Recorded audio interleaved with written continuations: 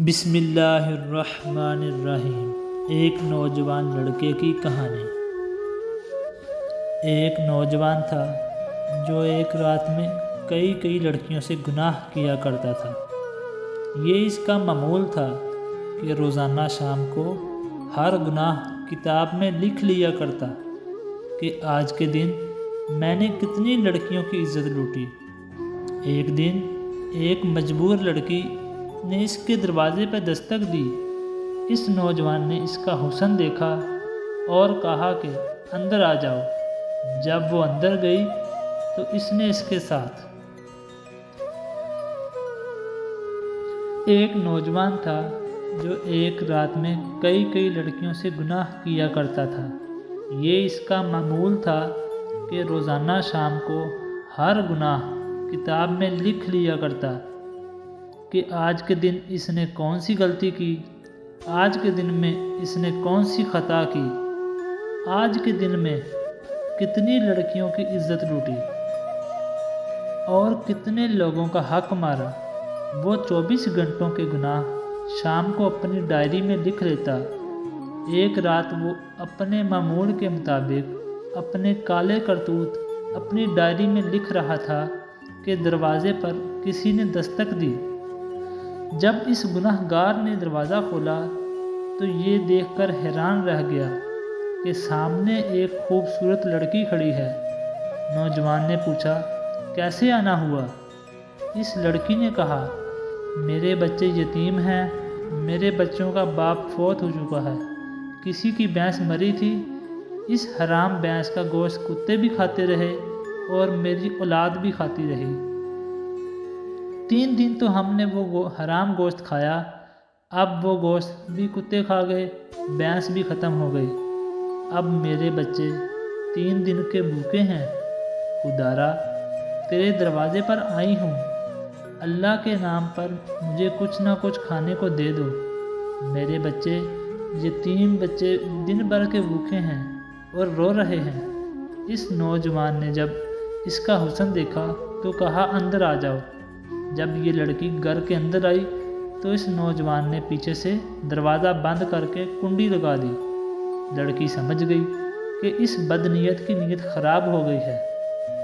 اب اس نوجوان نے کہا کہ اے لڑکی، میں تیری ہر ضرورت پوری کرنے کو تیار ہوں، تجھے کھانا، پیسے، راشن دینے کو تیار ہوں، لیکن میری ایک شرط ہے، اور وہ شرط یہ ہے کہ میری خواہش پوری کرنی پڑے گی۔ یہ کہتے ہی اس نوجوان لڑکی کو اپنی طرف کھینچا تو اس لڑکی کی ایک چیخ نکلی اور زور سے پکارا، اے مصیبتوں کو دور کرنے والے اللہ، مجھے اس ذلیل انسان سے بچا لے۔ اس لڑکی نے کہا، اے نوجوان، تم تو مجھے موت سے غافل نظر آ رہا ہے۔ کیا تو نہیں جانتا کہ تجھ سے بہت بڑے طاقتوروں کو موت نے نیلام گھاٹ میں اتار دیا ہے؟ ان کو سوائے کفن کے کچھ بھی نصیب نہیں ہوا۔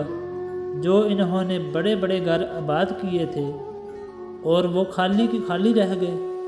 اور اے نادان، یہ حشر صرف انہی کا نہیں ہوا، وہ دن آنے والا ہے، تیرا بھی یہی حشر ہوگا۔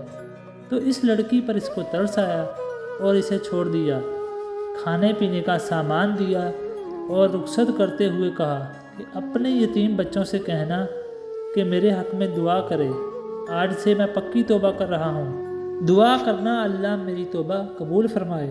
اس لڑکی نے جاتے ہوئے نوجوان کو 3 دعائیں دیں۔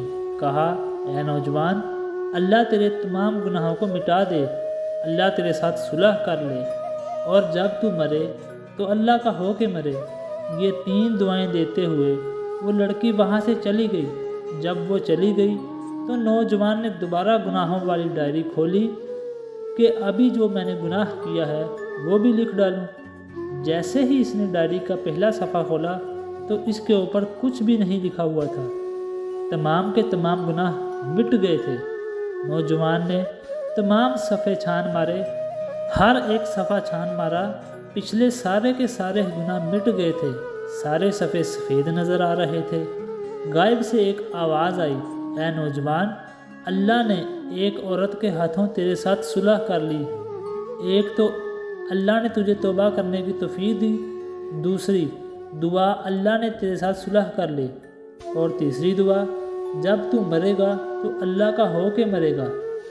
لکھنے والے لکھتے ہیں جب یہ نوجوان مرا تو اللہ کا ولی بن کر مرا تھا۔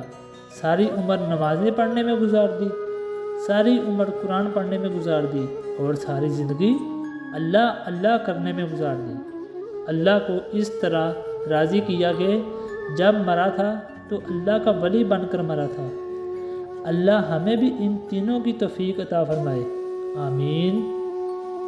ویڈیو پسند آئے تو اس کو لائک، کمنٹس اور اپنے دوستوں کے ساتھ ضرور شیئر کریں۔